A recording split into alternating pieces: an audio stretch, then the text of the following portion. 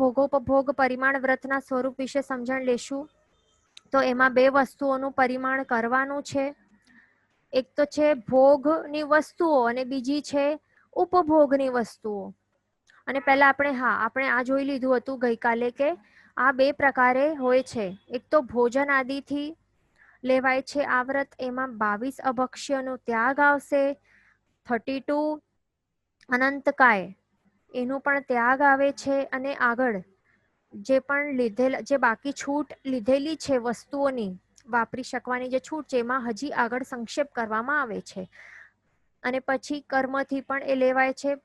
અહીંયા કે મિસિંગ છે, અહીંયા કે સમજવાનું. 15 કર્માદાન જે છે તે 15 કર્માદાનનો ત્યાગ અહીંયા કરવાનું છે. તો આ સ્વરૂપ આપણે સમજણ લેશું પહેલા કે આ 7મું ભોગોપભોગ વ્રતનું સ્વરૂપ શું છે. અને એને બીજું ગુણ વ્રત પણ કહેવાય છે, કારણ કે લીધેલા જે 5 અણુવ્રતો છે તો એના સવિશુદ્ધ પાલન માટે ગૃહસ્થો માટે આ 7મું ભોગોપભોગ વ્રત તે સહાયભૂત બને છે. આપણી ગુણોની રક્ષા કરવા માટે આ સહાયભૂત બને છે. આ ભોગોપભોગ વ્રત માટે એને બીજું ગુણ વ્રત પણ કહેવાય છે. બરાબર. તો અહીંયા ક્વેશ્ચન છે કે મોક્ષ માટે ફળ માંગી શકીએ, કોઈ પણ ધર્મ આરાધનાનું ફળ મોક્ષ મળે તો માંગી શકીએ? હા, આપણને માંગવાનું તો એ જ છે. કોઈ પણ આપણે નાનામાં નાની એક માળા પણ ગણીએ ને કે મોટામાં મોટું અનુષ્ઠાન કરીએ, સંઘ કઢાવીએ કે પ્રતિષ્ઠા કરાવીએ કે તપ કરીએ, નાની નવકાશી કરીએ, ચોવિહાર કરીએ, તે દરેક નાનામાં નાની ક્રિયા ધાર્મિક ક્રિયાથી કરીને મોટામાં મોટું ધાર્મિક અનુષ્ઠાનનું બધાનું જ ફળ આપણું બસ એક હોવું જોઈએ. તો તે શું છે? આપણે મોક્ષની માંગણી કરવાની છે, મોક્ષની અવસ્થાની પ્રાપ્તિ કરવાની છે. તો જ આપણને તે ઉત્કૃષ્ટ ફળ પ્રાપ્ત થશે. નહીં તો આપણે જો મોક્ષ ફળની માંગણી નહીં કરીએ તો પછી આપણો સંસાર વધારનારું બને છે. ધાર્મિક ક્રિયા પછી શું બની જાય? સંસાર વધારનારી ક્રિયા બની જાય. માત્ર સદગતિની પ્રાપ્તિ થાય, ભૌતિક સુખ પ્રાપ્ત થાય, દેવલોક વગેરે પ્રાપ્ત થાય અને મનુષ્યમાં પણ સુખની પ્રાપ્તિ થાય, પણ એ સંસાર વધારનારું બને, ભવો વધારી દે. પણ આપણને એટલે એ રોંગ છે. બરાબર. જો આપણે ભૌતિક સુખની માંગણી કરીએ તો તે રોંગ છે. પણ જો આપણે મોક્ષ સુખ આપણે માંગીએ, મોક્ષ ફળ માંગીએ તો તે જ સાચી આપણે શું કહેવાય, તે જ રાઈટ વે છે અને તે જ સાચી માંગણી છે. માત્ર ને માત્ર મોક્ષ ફળની માંગણી એ જ કરવી જરૂરી છે. અને કાંઈ પણ આપણે માંગીએ જ નહીં ને તો પણ તેને શું કહેવાય? અનનુષ્ઠાન કહેવાય. બરાબર. તો તે પણ ખોટું છે. આપણને મોક્ષ ફળની માંગણી આવશ્યક કરવી જરૂરી છે. બરાબર. અને મોક્ષની માંગણી એટલે શું? મોક્ષ એટલે શું છે? આત્માની એક અવસ્થા છે કે જ્યાં 8 કર્મોથી રહિત, સંપૂર્ણપણે રહિત આવી અવસ્થા છે. તો તે આપણને માંગણી કરવાની છે. હવે આગળ આપણે આ જોઈએ કે આ વ્રત વિશે, આ વ્રતનું સ્વરૂપ આ વ્રતના સ્વરૂપની સમજણ પહેલા આપણે કરશું કે આ શું છે વ્રત. ભોગોપભોગ વ્રત એટલે શું? એનું સ્વરૂપ શું છે? તો હવે એમાં બે વસ્તુઓનું પરિમાણ કરવાનું છે. એક તો ભોગની વસ્તુઓ. તો ભોગ એટલે શું? કે જે પદાર્થો માત્ર એક જ વાર યુઝ કરી શકાય, વન ટાઈમ યુઝ પદાર્થો હોય ને, એટલે કે વસ્તુઓનો માત્ર એક જ વાર ઉપયોગ કરી શકાય કે વાપરી શકાય, અને તે વસ્તુઓને ભોગવ્યા પછી બીજી વાર ભોગવવા તે કામ નહીં લાગે, તો તેવા પદાર્થોને ભોગ કહેવાય છે. તો એમાં શું આવી શકે છે? ઓનલી વન ટાઈમ યુઝમાં આહાર આવે ને, એક વખત આહાર ગ્રહણ કરી લીધું પછી બીજી વાર ક્યાં છે હોય ત્યાં આપણા શરીરમાં ચાલી ગયો પછી પાછો એ રિયુઝ થઈ નહીં થતો નથી. બરાબર. ભોજન તરીકે. પછી પાણીનું પણ સેમ છે, ફ્લાવર્સનું કે ફૂલનું એ પણ સેમ છે. વન ટાઈમ યુઝ છે. કરમાઈ ગયા પછી થઈ ગયું, નષ્ટ થઈ ગયા.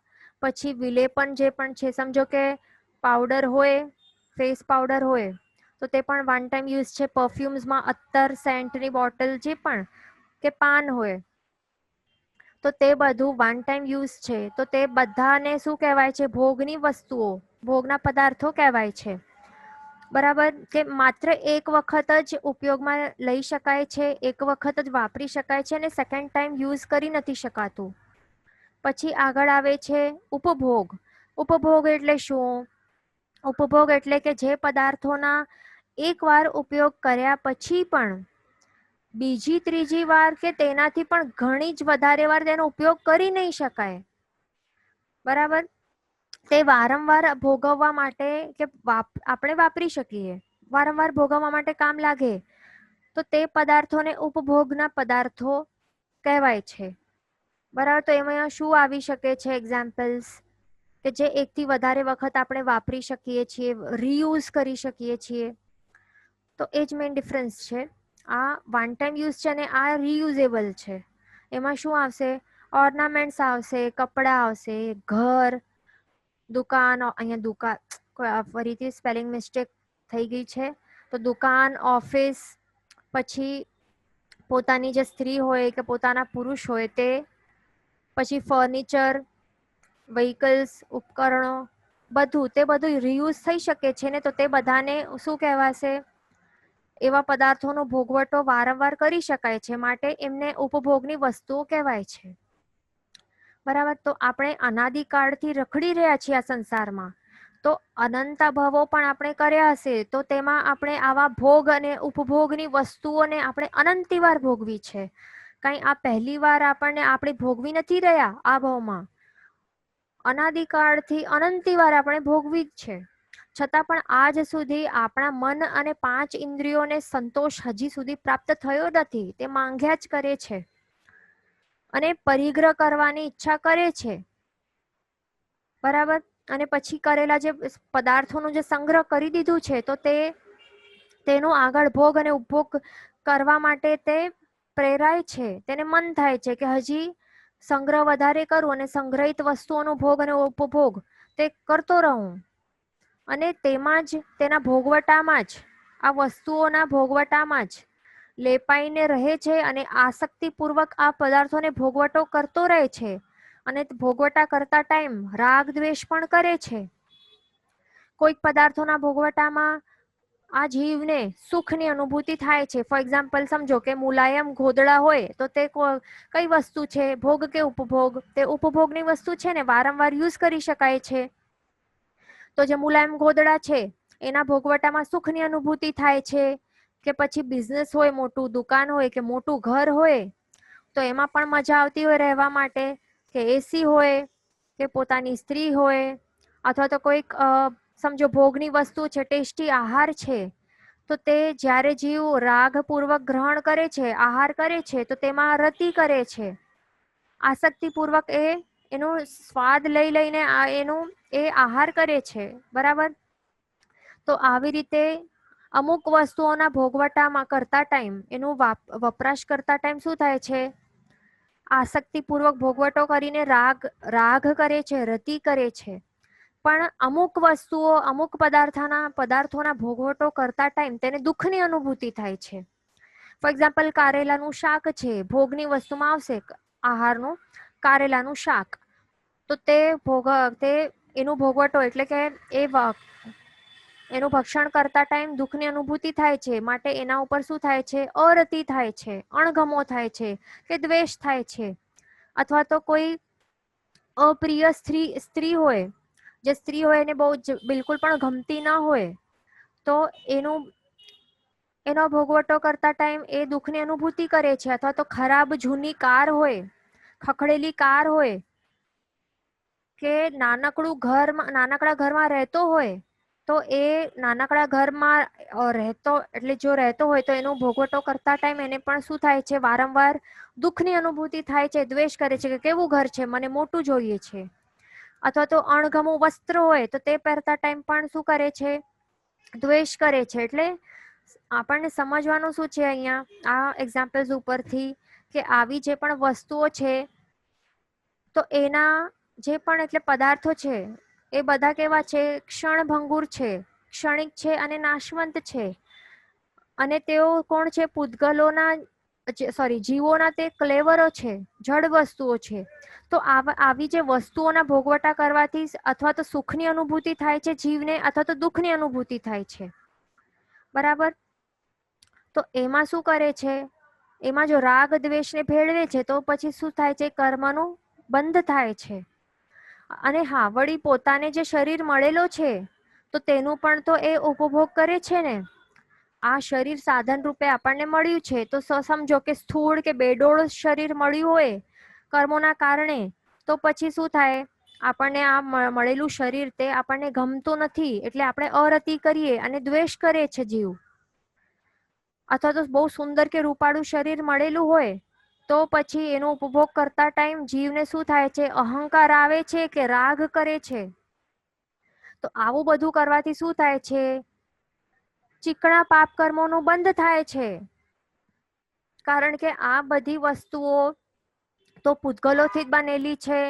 માટે પૂતગલોના ગુણધર્મોમાં આપણે જે રમણતા કરશું, તેના વર્ણ, ગંધ, રસ, સ્પર્શ અને શબ્દ, એના ઉપર આપણે રાગ દ્વેષ કરશું, રાગ કે કરશું કે દ્વેષ પણ કરશું, તો એ કે રતિ કરશું કે અરતિ કરશું, તો એનાથી ચીકણા પાપ કર્મોનો બંધ થાય છે. બરાબર. કારણ કે અહીંયા શું થાય છે, એવું કરવાથી અબ્રહ્મચર્યા થાય છે. અબ્રહ્મ એટલે કે જે આત્માથી બહારના જે પારકી વસ્તુઓ છે તો એમાં રમણતા થાય છે, એટલે કે અબ્રહ્મચર્યા થાય છે. અને એના કારણે શું થાય છે, આત્મિક ગુણોથી દૂર થાય છે, આત્મિક ગુણોનો ત્યાગ થાય છે. આત્મિક ગુણોનો ભોગવટોનો ત્યાગ કરીને જો આપણે પૂતગલોના ભોગવટામાં, અને એ પણ રસપૂર્વક આપણે એનું ભોગવટો કરશું, તો એને શું કહેવાશે, અબ્રહ્મચર્યા કરી છે તો તે જ તો કહેવાશે ને, બીજું શું કહેવાશે. બરાબર. અને બીજું, અહીંયા સચિત વસ્તુઓના ભોગવટો કરવાથી શું થાય છે, એમની હિંસા કરવાથી જે પહેલું વ્રત છે, જે પ્રાણાતિપાત વીરમણ વ્રત આપણે લીધું છે તો તે પણ સચવાતું નથી, એનું પણ ભંગ થાય છે. અને વસ્તુઓના ભોગવટો કરવાની જે તીવ્ર ઈચ્છા રહેલી હોય છે એના કારણે શું થાય છે, વસ્તુઓનું હજી હું પરિગ્રહ કરું, સંગ્રહ કરું, એટલે વસ્તુ હું મેળવવાની સંપૂર્ણ કોશિશ કરું એવી ઈચ્છા થાય છે. એટલે કે પરિગ્રહ સંજ્ઞાની પણ અહીંયા શું થાય છે, તુષ્ટિ થાય છે. પરિગ્રહ કરવાની ઈચ્છા લાગે છે, ઈચ્છા જાગી ઉઠે છે. માટે આપણો પાંચમું પરિગ્રહ પરિમાણ વ્રત તો તે પણ ભંગ થાય છે. અને આગળ વસ્તુઓને મેળવવા માટે પછી શું કરી શકે છે જીવ, હિંસા, ચોરી, જૂઠ વગેરેનો પણ સહારો લેવા માટે જીવ અટકાતો નથી. માટે જ આ સાતમું વ્રત અથવા તો બીજું ગુણ વ્રત પણ કહી શકાય છે, એટલે કે સાતમું ભોગોપભોગ વ્રત અથવા તો એને બીજું ગુણ વ્રત પણ કહેવાય છે. તો તે એટલા જ માટે લેવા માટે એ આવશ્યક બની જાય છે. બરાબર. બીજી વાત, આવા જે પણ ભોગ અને ઉપભોગ માટેના જે પણ પદાર્થો રહેલા છે આ વિશ્વમાં, તો તે ઠાંસીને ભરાયેલા છે. બરાબર. એ જ છે ને, આ વિશ્વમાં આજુબાજુ આપણે જે પણ જોઈ રહ્યા છે તો તે બધું શું છે, તે બધા અથવા તો ભોગની વસ્તુઓ છે અથવા તો ઉપભોગની વસ્તુઓ છે. તો એવી વસ્તુઓથી આ વિશ્વ ઠાંસીને ભરેલો છે. પણ વિચારો કે આપણે કઈ આ બધા જ પદાર્થોને આ જ ભાવમાં કઈ ભોગવી શકવાના છીએ? નથી ભોગવી શકવાના બધા જ પદાર્થોને. પણ તેને ભોગવવાની ઈચ્છા આપણામાં જો રહેલી હોય છે, બરાબર, આ વસ્તુઓને ભોગવવાની ઈચ્છા આપણામાં રહેલી હોવાના કારણે શું થાય છે, આપણે ભલે આ બધી વસ્તુઓ આ ભાવમાં ભોગવી શકવાના નથી, છતાં પણ તેમને ભોગવવાનું પાપ તો આપણને સતત લાગ્યા કરે છે. કારણ કે આપણામાં ઈચ્છા રહેલી છે. માટે જ માત્ર જરૂરિયાત પ્રમાણની જે પણ ભોગ અને ઉપભોગની વસ્તુઓની આપણને સંખ્યાને ધારવાનું છે, સંખ્યા આપણને નક્કી કરવાની છે, પ્રમાણ નક્કી કરવાનું છે, માત્ર તેટલી છૂટ લેવાની છે, તેટલા જ વસ્તુઓ, એટલે એક સંખ્યા આપણને ધારવાની છે અને માત્ર તે જ સંખ્યાને, તે જ ભોગ અને ઉપભોગની જે પદાર્થો છે તો માત્ર તેને જ ભોગવવાની કે ઉપભોગ કરવાની છૂટ લેવાની છે. અને બીજી બધી તે સિવાયની બાકી બધી જ વસ્તુઓનો આપણને ત્યાગ કરવાની આપણને અહીંયા પ્રતિજ્ઞા લેવાની છે, આ સાતમા ભોગોપભોગ વ્રતમાં. બરાબર. એટલે અહીંયા આપણે સમજી લીધું કે આપણને આ વ્રત શા માટે લેવાનું છે. અને કેવી રીતે લેવાનું છે. બરાબર. તો આ તો આપણે જે જોયું મેન તો આ બીજું વિકલ્પ છે. દેશ વિરોધી ધર્મ તે તો બીજું વિકલ્પ છે. જો રાઈટ અને પહેલું વિકલ્પ શું છે? સર્વવિરતી ધર્મ સ્વીકારવાનો. બરાબર. સર્વવિરતી ધર્મ સ્વીકારીને નિર્દોષ આહાર પાણી વગેરે વાપરવું જોઈએ. તો તે ઉત્તમોત્તમ છે અને તે ફર્સ્ટ વિકલ્પ છે. પણ જો તે પોસિબલ ન હોય તો પછી શ્રાવક બનીને આપણને શું કરવાનું છે? આપણને ટ્રાય કરવાનું કે અહીંયા જો આપણને શું ટ્રાય કરવાનું? દેશ વિરોધી ધર્મ સ્વીકારીને આપણને શું ટ્રાય કરવાનું? કે નિર્જીવ અને નિર્વધ્ય જે આરંભ અને સમારંભ રહિતનું જે આહાર છે, એટલે કે જીવોના વધ કર્યા વગર જે પ્રાપ્ત કરી શકાય એવું આહાર અને નિર્જીવ આહાર જેને પ્રાસુક આહાર કહેવાય છે, તો એવા પ્રકારના આહારને મેળવવાનો આપણને પ્રયત્ન કરવો જોઈએ. પણ જો તે પણ આપણા ગૃહસ્થો માટે જો શક્ય ન બનતું હોય તો પછી શું કરવાનું? એટલીસ્ટ આપણને પછી સજીવ એટલે કે સચિત વસ્તુઓના ભોગવટા કરવાનો આપણને ત્યાગ તો કરવો જ જોઈએ. બરાબર. પણ જો માત્ર આપણે સચિત વસ્તુઓનો આપણે ત્યાગ કરી ન શકાતું હોય આપણાથી, બરાબર, અને અચિત વસ્તુઓનો વપરાશ આપણે માત્ર અચિત વસ્તુઓનો જ વપરાશ આપણે ન કરી શકતા હોઈએ, એટલે સચિત વસ્તુઓનો પણ ભોગવટો કરવું પડતું હોય તો પછી છેલ્લે શું કરવું જોઈએ આપણને? જો એ પણ પોસિબલ ન હોય તો પછી છેલ્લે શાસ્ત્રકાર ભગવાન તો કહે છે કે જે પણ પદાર્થો વાપરવામાં પુષ્કળ પ્રમાણમાં જીવોની હિંસા થાય છે, એટલે જે પણ પદાર્થોનો સમાવેશ 22 અભક્ષ્યમાં થાય છે તો તે બધાનો આપણે ત્યાગ કરવું તે આવશ્યક છે. બરાબર. તો આ છે ભોજન અને આહારની વાત. હવે પદાર્થોની વાત કરીએ. બીજા પદાર્થોની જો આપણે વાત કરીએ તો એમાં જે પણ વસ્તુઓની મહાહિંસા કે આરંભ સમારંભ થતા હોય તો તેનો પણ અહીંયા આપણને ત્યાગ કરવાનો છે. જો સંપૂર્ણ ત્યાગ નથી કરી શકાતો તો પછી શું કરવાનું? સંખ્યાનું પરિમાણ કરવાનું છે. બરાબર. અને જે પણ આભૂષણો હોય તો તે પણ પૃથ્વીકાય અને તેવુકાયની હિંસાથી બનાવતા હોય છે. પણ માત્ર જીન શાસનના જે પણ આપણા પર્યુષણ પર્વાદી જે પણ પર્વ હોય કે મહોત્સવ હોય એવા પ્રસંગોમાં તેનો ઉપભોગ કરવાની ધારણા રાખીને નિષ્કારણે બાકીના સમયમાં શરીરની શોભા વધારવા માટે આપણને ત્યાગ કરવું જોઈએ. બરાબર. કે જેનાથી આપણને આ આભૂષણો ઉપર એટલે કે જે પણ જળ વસ્તુઓ છે એના ઉપર આપણને રાગ કે આસક્તિ ન થાય. આપણને એવી રીતે ત્યાગ કરવાનું છે. પછી વસ્ત્રોની વાત આવે છે તો તેમાં જે ઉદ્ભટ અશ્લીલ વસ્ત્રો હોય છે તો તેનો ત્યાગ કરવાનો, અને તેમજ બહુ ટૂંકા કે અતિ મેલા કે બહુ જાડા કે ફાટેલા કે ઘસેલા હોય કે કાણા વાળા પણ વસ્ત્ર હોય તો તેવા વાપરવા ન જોઈએ. કારણ કે તેનાથી શું થાય છે? તુચ્છ વેશ પહેરવાથી શું થાય છે? ધર્મની અને કુળની લઘુતા દર્શાવે છે. બરાબર. એટલા માટે તે નિંદનીય બની શકે છે. માટે એવા પ્રકારના પણ વસ્ત્રો જે ફાટેલા હોય કે બહુ ઘસેલા હોય કે બહુ અતિ મેલા હોય કે કાણાવાળા હોય તો તેવા પણ વાપરવા ન જોઈએ. તે કૃપણતાને દર્શાવે છે અને વૃદ્ધિ કરાવે છે, કે કંજૂસીને કે પરિગ્રહને કે લોભીપણાના જે પણ દોષો છે તો તેમાં વૃદ્ધિ કરાવે છે. પણ વસ્ત્રો કેવા હોવા જોઈએ? પોતાની શક્તિ અનુસારે પોતાના સંપત્તિ કે એજ હોય એના હિસાબે પોતાની અવસ્થા કેવી હોય છે, કયા દેશમાં આપણે રહી રહ્યા છીએ, કેવું ગામ છે અને કુળ, એ બધા અનુરૂપે આપણે વેશ ધારણ કરવો જોઈએ. બરાબર. અને વળી જે ઉચિત વેશમાં પણ આપણને પ્રમાણ નક્કી કરવું જોઈએ કે જે ઉચિત વેશમાં પણ આપણે જે છૂટ હોય, પહેરવાની છૂટ હોય, જે ઉચિત વેશ, તો એમાં પણ આપણને શું કરવાનું છે? પ્રમાણ નક્કી કરવાનું છે. પછી વાહનો માટે પણ એવી જ રીતે સમજવાનું કે પ્રમાણ નક્કી કરવાનું છે. બરાબર. તો આવી રીતે ભોગ અને ઉપભોગની જે પણ વસ્તુઓ છે એનું આપણને પ્રમાણ નક્કી કરવાનું છે. તે આ વ્રતમાં ફર્સ્ટ ભાગમાં આવશે અને બીજા ભાગમાં શું આવશે? કર્મ આવશે. આપણે પહેલા શું અહીંયા જોયું?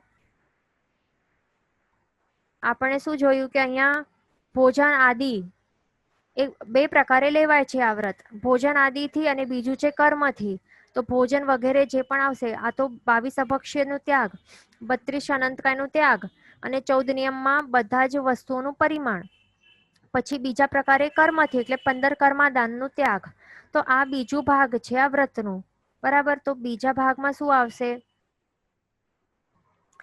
કે જે પણ ભોગ અને ઉપભોગની વસ્તુઓ આપણે જોઈ. બરાબર. આપણે આગળ શું જોઈ? ભોગ અને ઉપભોગની વસ્તુઓ શું છે તો તે આપણે જોઈ. તો તે બધાને મેળવવા માટે કેવી રીતે આપણે પ્રાપ્ત કરશું ભોગ અને ઉપભોગની વસ્તુઓ? એ મેળવવા માટે આપણે ધન જોઈએ ને, ધન સંપત્તિ પૈસા જોઈએ ને. તો તે ધન પણ કેવી રીતે પ્રાપ્ત થાય છે? કર્મ કરીને થાય છે ને, એટલે કે ધંધો કરીને, વ્યાપાર કરીને. તો આ ભોગ અને ઉપભોગની વસ્તુઓ મેળવવા માટે આપણને ધન કમાવવું પડે છે. તો પછી ધન કમાવવા માટે અનુચિત પ્રકારે ધન મેળવવું ન જોઈએ. બરાબર. તો તે આપણને નક્કી કરવાનું છે અહીંયા કે અનુચિત પ્રકારે કે જેમાં બહુ જ આરંભ અને સમારંભ થતું હોય છે, એટલે કે જે મહાહિંસા વાળા છે વ્યાપાર ધંધાઓ છે, તો તેનો ત્યાગ કરીશ.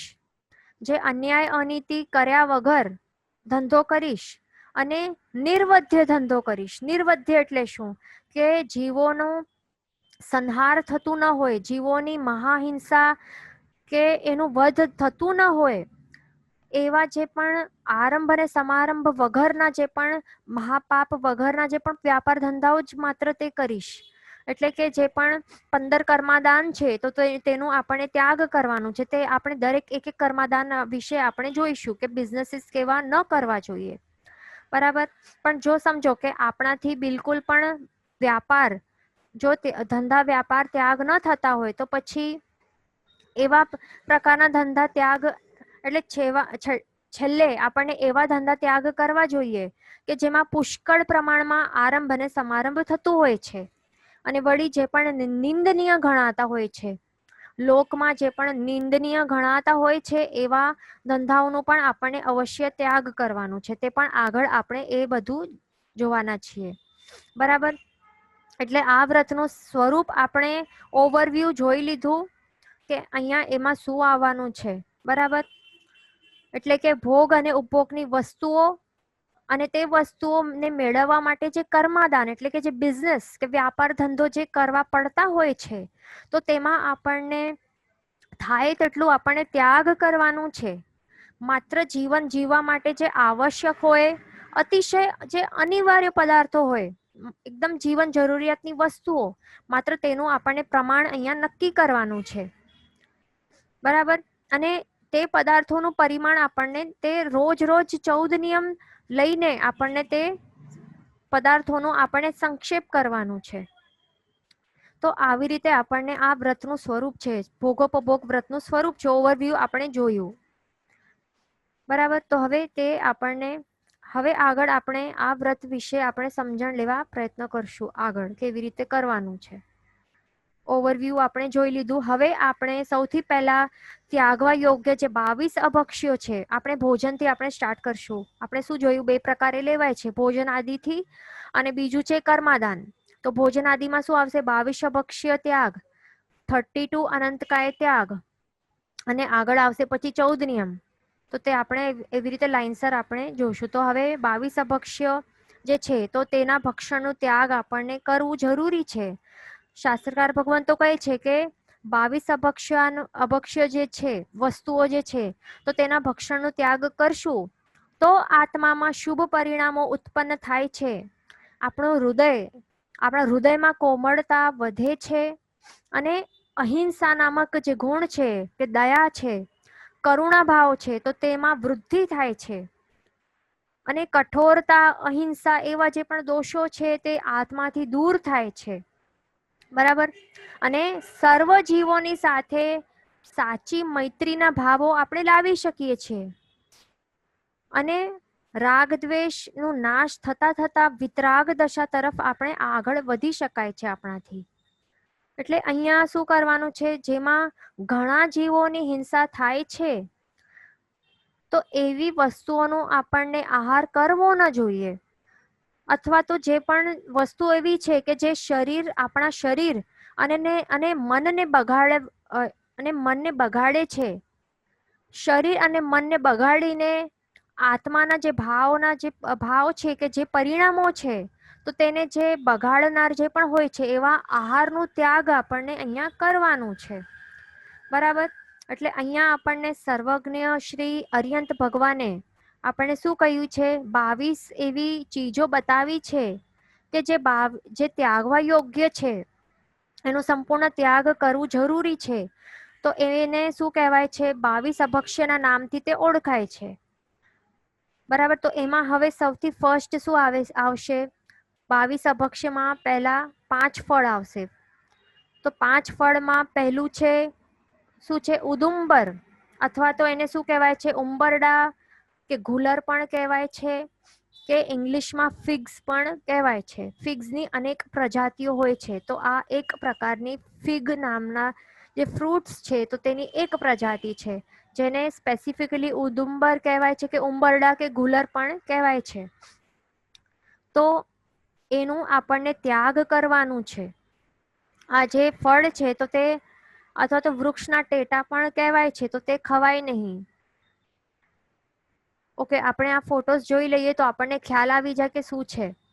અહીંયા જો, આ જે ઉદુંબર છે કે ફિગ છે, તો એમાં શું થાય છે, અહીંયા આ જે પોર્શન છે, અહીંયા અંદર આ ટ્રીઝ ઉપર જ્યારે ઉગેલો હોય ને, ટ્રીઝ ઉપર જ જ્યારે આવી રીતે રહેલો હોય તો ત્યારે શું થાય છે, જે અમુક જીવો છે, વાસ્પ્સ નામના જીવો, તે અંદર અહીંયાથી પ્રવેશે છે અને અંદર અહીંયા શું કરે છે, અહીંયા જો આગળ અહીંયા ડિસ્ક્રિપ્ટિવ ફોટો છે, તો અહીંયા તેઓ અંદર પ્રવેશે છે. અહીંયા પછી અંદર જ પછી જે જીવો છે અહીંયા એ ઈંડાઓ તે આપે છે એની અંદર જ.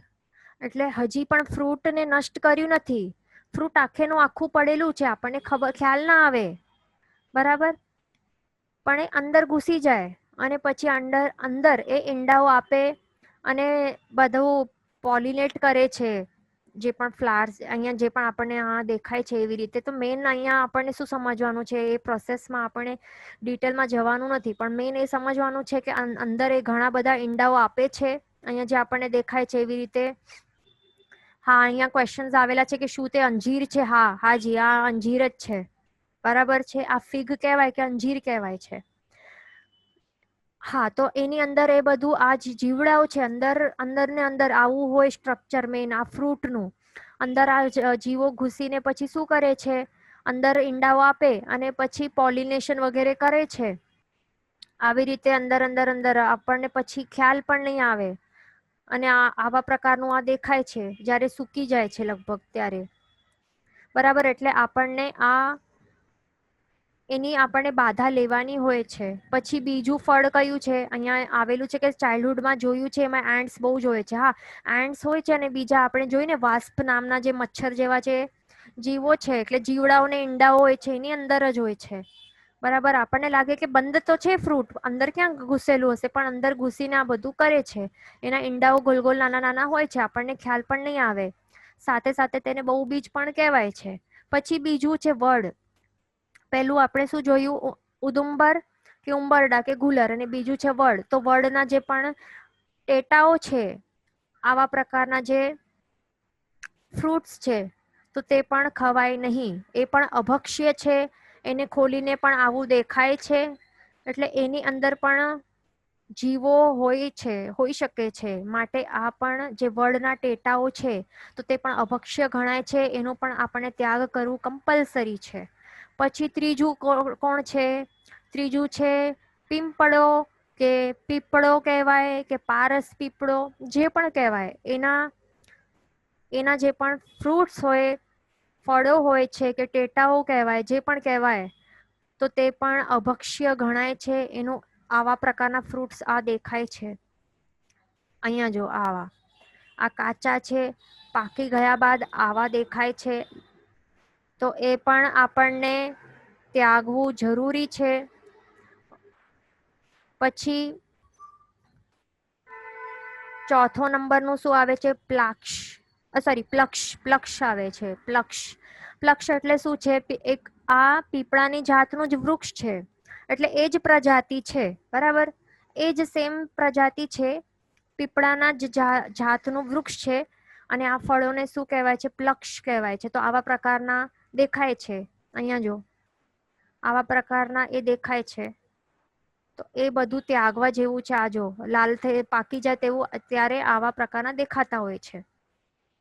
બરાબર, તો તે પણ આપણને એને ત્યાગવું જરૂરી છે, કમ્પલસરી છે. પછી પાંચમું ફ્રૂટ કયું આવે છે? કાલુંબર અથવા તો કાકોદંબર. કાકોદુંબર શું છે? કાકોદુંબર અથવા તો કાલુંબર. તો હવે આ કેવા દેખાય છે? અહીંયા જો કાચા એવા દેખાય છે. મેન આ શું છે? આજે આપણે જોયા ને તો એવા જ સેમ પ્રજાતિ, અલગ અલગ પ્રજાતિઓ છે. મારે જાતિ એક છે, પ્રજાતિઓ અનેક છે નહીં. આવા જ પ્રકારના છે, આવા પ્રકારના દેખાય છે. આ જો નજીકથી જોઈએ તો આવા પ્રકારના આ શું છે? કાકોદુંબર આવા દેખાય છે. જો તો આ જોઈ લો. અને આવા પ્રકારના જે પણ ફળો છે તો તેનું આપણને ત્યાગ કરવું જરૂરી છે. બરાબર, તો હવે આપણે આજે 5 ફળો જે જોયા ને, તો તે શા માટે આપણને ખવાય નહીં આપણાથી?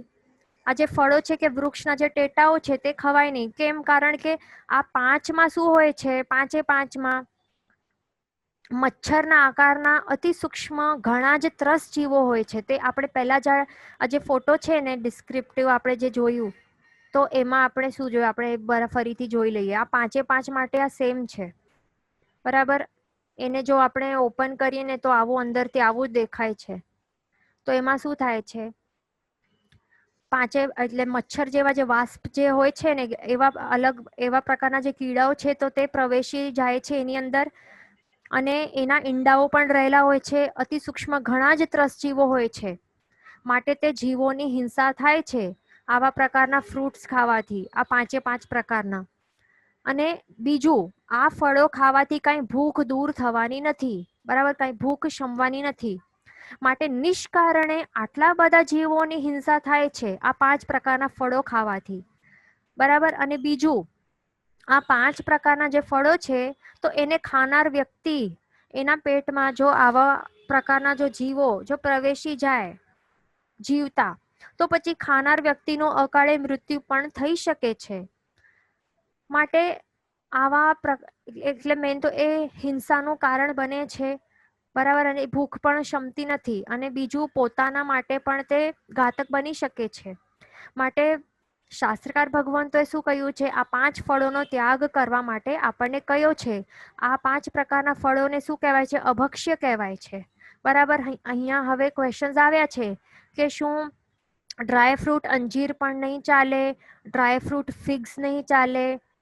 એ બધા એવા ક્વેશ્ચન આવેલા છે. તો હવે અહીંયા આપણે પહેલા જોયું કે જ્યારે એ ટ્રી ઉપર જ રહેલા હોય છે, ટ્રીઝ ઉપર, તો ત્યારે શું કરે છે? આ જીવડાઓ જો અંદર પ્રવેશી, અહીંયા ટ્રી ઉપર જ પડેલું છે આ ફ્રૂટ, કાચું હોય કે પાકું હોય ત્યારે જ અંદર એ પ્રવેશી જાય છે.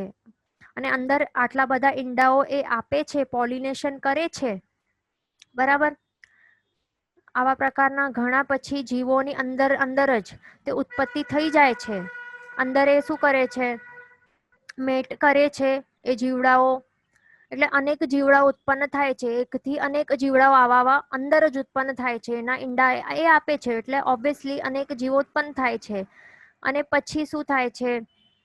આપણને એ જો ફ્રૂટ્સ એ તોડવામાં આવે પછી શું થાય છે? અને વોટ્સએપમાં વિડીયો પણ એક બહુ ફર્યો હતો કે એક માણસ એ આખો એ જ્યારે હાફ કરે છે, તોડે છે ને, તો અંદરથી ઘણા બધા જીવો ઉડે છે અંદરથી.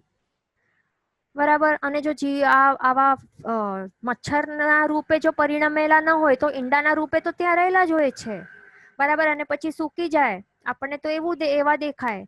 તો એ વેચવા માટે કાઢે તો ત્યાં શું જીવડાને થોડી આપીને ત્યાં વેચવા માટે મૂકશે, એ તો કાઢી દેશે તો આપણને ખ્યાલ પણ નહીં આવે કે જીવડા છે કે નહીં, પણ એના ઈંડા તો અવશ્ય છે જ ને. આપણને ખબર પણ નહીં પડશે કે અહીંયા સુકેલા ઈંડા છે, આપણે સુકેલા ઈંડાનું ભક્ષણ કરી દઈએ, કેટલું પાપ લાગે. એટલે ડ્રાય ફ્રૂટ હોય કે કાચું ફ્રૂટ હોય, બધું જ અભક્ષ્ય છે, એને ત્યાગ કરવું આવશ્યક છે. તે અહીંયા ખાસ સમજી લેવાનું છે આપણને. અહીંયા ક્વેશ્ચન છે કે ટેટા એટલે શું? ટેટા એટલે વડના ટેટા જે કહેવાય છે એટલે વડના ફ્રૂટ્સ, બરાબર.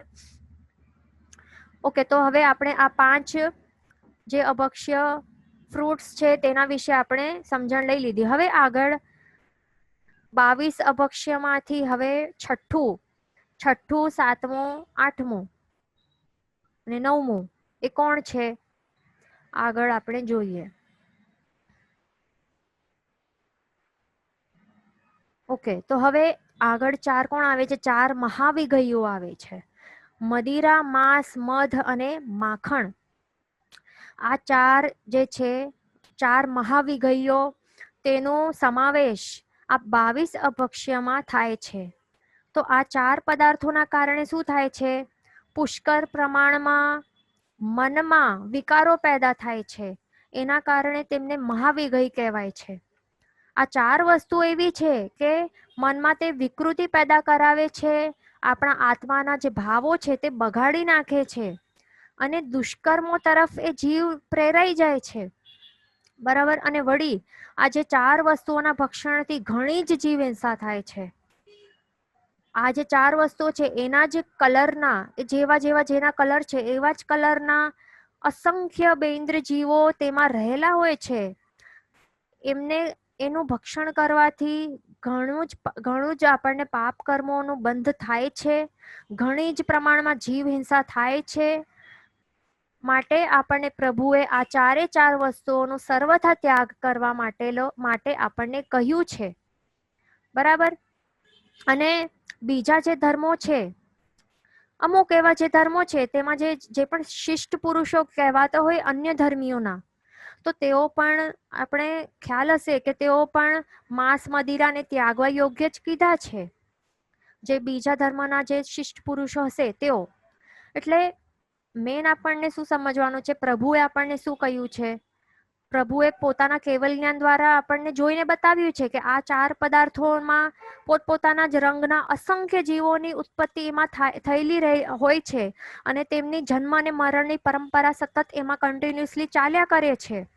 જે ફાઇનલ પ્રોડક્ટ્સ હોય છે તેમાં હવે એના મેકિંગ પ્રોસેસમાં તો પાપ થાય, એટલે એમાં તો જીવની ઘણી જ હિંસા રહેલી હોય છે, પણ જે ફાઇનલ જે પ્રોડક્ટ હોય છે જ્યારે તે રેડી થઈ જાય છે તો તેમાં પણ ઘણા જ અસંખ્ય જીવો રહેલા હોય છે, બેન્દ્ર જીવો.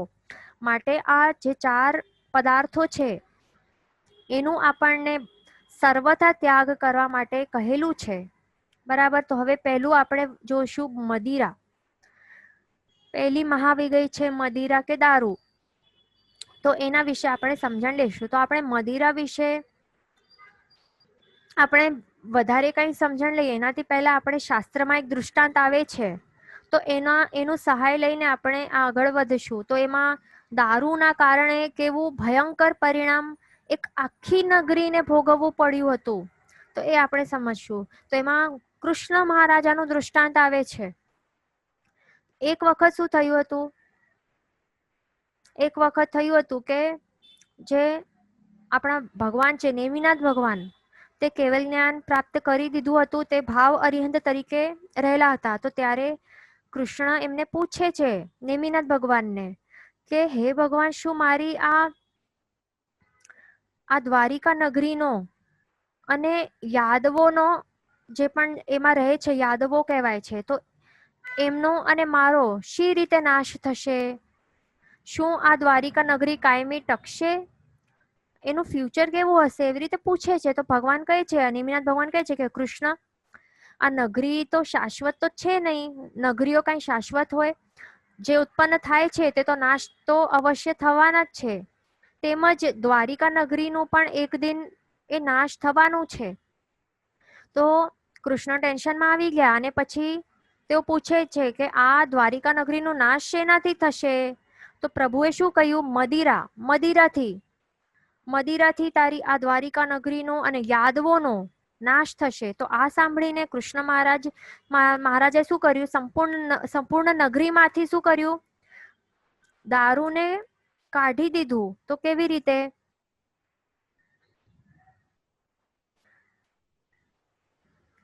કાદંબરી નામની જે ગુફા હતી એના પાસે એક શિલાકુંડોની જે અંદર રહેલું છે ઘરની ખાડના જળની જેમ એમણે શું કર્યું? દ્વારકાના જે લોકો છે તો એમણે શું કર્યું? બધી જ જાતની જે મદિરાઓ છે તો એની અંદર તે નાખી દીધી. ક્યાં નાખી? કાદંબરી નામની જે ગુફાની પાસે જે શિલાકુંડ હતો, શિલા નામનું કુંડ, તો એમાં બધી જ નગરની જેટલી પણ દ્વારિકા નગરીની જેટલી પણ દારૂ હતી તે એમાં બધી જ એમાં નાખી દીધી.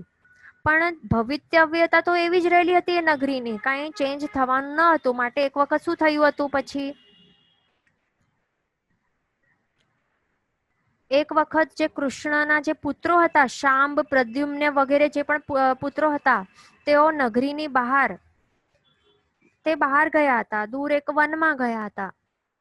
તો ત્યાં શું હતું?